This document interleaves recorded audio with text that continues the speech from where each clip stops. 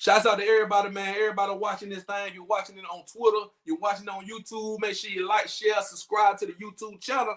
If you're watching it on Twitter, make sure you share this to your people. Speaking of Twitter, I tweeted out 2 bangers today, y'all, this morning. Here go one of them right here. They were talking about Nick Saban today because Saban went up there to D.C. and was talking his talk. So I said this. People are going to bash. They're going to start bashing Nick Saban for speaking facts about the current state of college football. The NIL will be so much more manageable if it had better regulations like a salary cap, and the transfer portal had limitations. That's just my opinion on it, though. That's my opinion. But a lot of people seem to agree with me, including George Teague.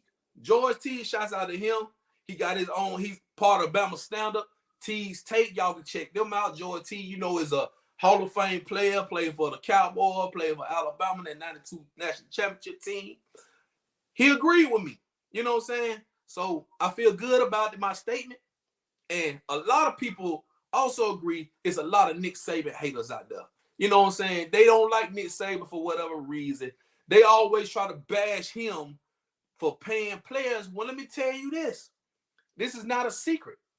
It's not a secret. Players have been getting paid for ages. But now the NIL comes around and makes it legal for the players to get paid. You can get paid over the table now when you used to get paid under the table. And I know for a fact players will get paid under the table. You know what I'm saying?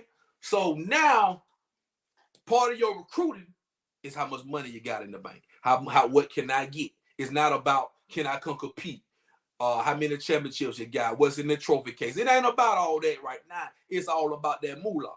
And I also hit another tweet right behind it. Let me show y'all this and explain this to you. This is my opinion on how to fix the NIL. Add a team salary cap. Let me explain that. You add a team salary cap, meaning, let's say each team, let's use SEC for example. Each team gets $20 million salary cap. That means that's what you got to spend. You cannot exceed that salary cap or you will be in a violation. So I think that needs to happen. First things first. A salary cap needs, hold on, let me get back. I'm sorry. A salary cap needs to happen with this NIL. I think they did this all wrong. They just threw it all out there without no rules and regulations, and that's where we at now. So with me saying that, I'm saying that to say this. I'm all for the guys get paid. Get your money. But I also like what I think Derek Lassick said this on the Bama Stand-Up a couple hours ago. He mentioned that pay them by position. Quarterbacks get paid a certain wage, running back, wide receiver, offense, and on and on. So you can make it fair for each school, each position getting paid. Now, of course, your starters will get paid more. Let's go to the next thing I said on that. Let me see what I got in the chat. Yeah. My bad. Not the teams. I mean, not the team that's already a violation. You're right about that. But the NIL budget. Let me rephrase that. The budget needs to be a certain amount in that budget. You cannot exceed that because we know those boosters, when you got them boosters throwing $1 million, $2 million at a time, it gonna just overflow the piggy bank. You gotta cap it off at a certain amount because that's the reason. That's really what Nick Saban was trying to talk about, man. You gotta cap this thing out. You can't continue to just keep piling on top because you'll have teams like Texas with their oil money and them boosters out there paying out their ass and getting all the players with the unlimited amount of money. So let me go back. All right, so the second thing, give players performance incentives. And I mean this realistically. Okay, so you got guys that'll make the all-conference, all SEC, first team, second team. You got guys that'll be up for awards. The guys that play and they, the award-winning guys. Of course, that's incentive. That's just like NFL. You make an all-pro team. You make the Pro Bowl. You hit your incentive, you get bonuses. So that'll really entice these guys to go out there and play hard. but it may be a catch-22 to that. You may get guys out there playing for personal stats. So it's always a plus side and a minus side to each one of these things. But it's the coach and the team, the brand. You have to get all these guys together and show them we have to play as a team. But for the guys, you know, some guys are going to be better than everybody know this. The superstar guys always going to get treated better. They're always going to get paid a little more. But as long as everybody else get paid all the way around, it should be okay. But definitely incentivize these guys.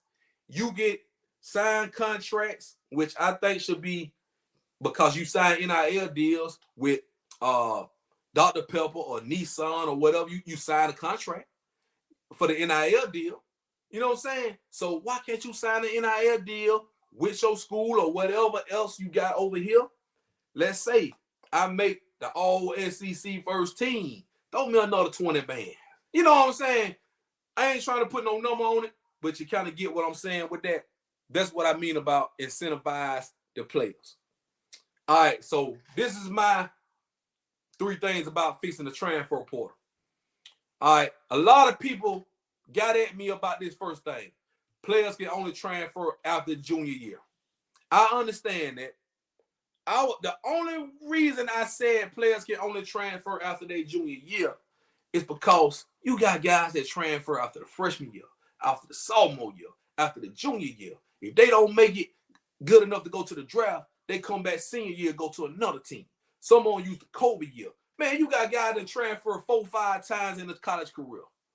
Come on, man. And guess what? It's all because they chasing that money. It ain't for no logical reasons. Now, I understand if you got, if you homesick, like we had a guy at Bama, freshman, he was homesick. He went back to Iowa. I feel you, bro. Go ahead, go home. Be comfortable. Then you have some people, they have family issues. They need to leave. Or you have guys that just don't get along with other guys. The vibe ain't right. Or your playing time ain't what it should be. You have those kind of things, but it's life. You have to deal with that. We got to stop babying these kids for one thing. You got to stop babying them because if you want to get paid like, you know what I'm saying, like grown-ups, you got to act like a grown-up. I know they kids, but you got to stop babying them. They chasing that bag. That's exactly what they're doing. So we got to somehow stop the bag chasing. We got to, man. And I think, man, if you sign on, if you committed, and let me tell you this. When you commit, you have to fulfill your commitment. If you know what I'm saying. Why would you commit to a school if you ain't going to be committed for real? You committing to what they can give you. You committed to the money in that first NIL. You committed to, okay, I can go here and play.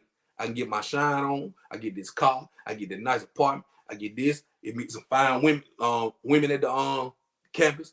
You get all the perks. But when you get there and it sours a little bit and it ain't all what you think, you want to move on. But guess what? You can't take the money with you. Go to another school, get more money. Because we had guys, and y'all know who I'm talking about, that made all conference in their position. Got paid handsomely at Bama. Transferred out, went to another school, chasing the money. Y'all know what I'm talking about. And, I mean, the only way you can stop that, you got to put a limit on the transfers, man. You got to put a limit on the transfer. Let me see if I put that on there. Yes, this is my second point. A player can only transfer twice. I think that's fair.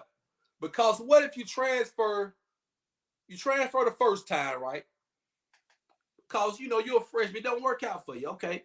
I will bag off of that junior year transfer rule. I will bag off. I'm going to say sophomore year. Give it 2 years at the program you committed to.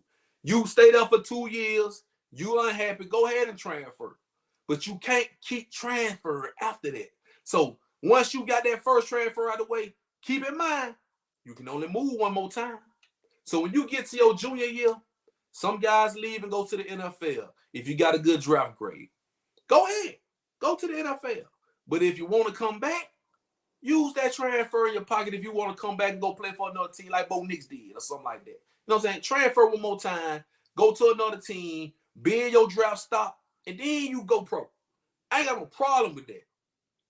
I'm only saying for the guys out there transferring year after year after year, chasing money and benefits. You're supposed to be trying to get an education for one thing and playing football to get yourself to the next level.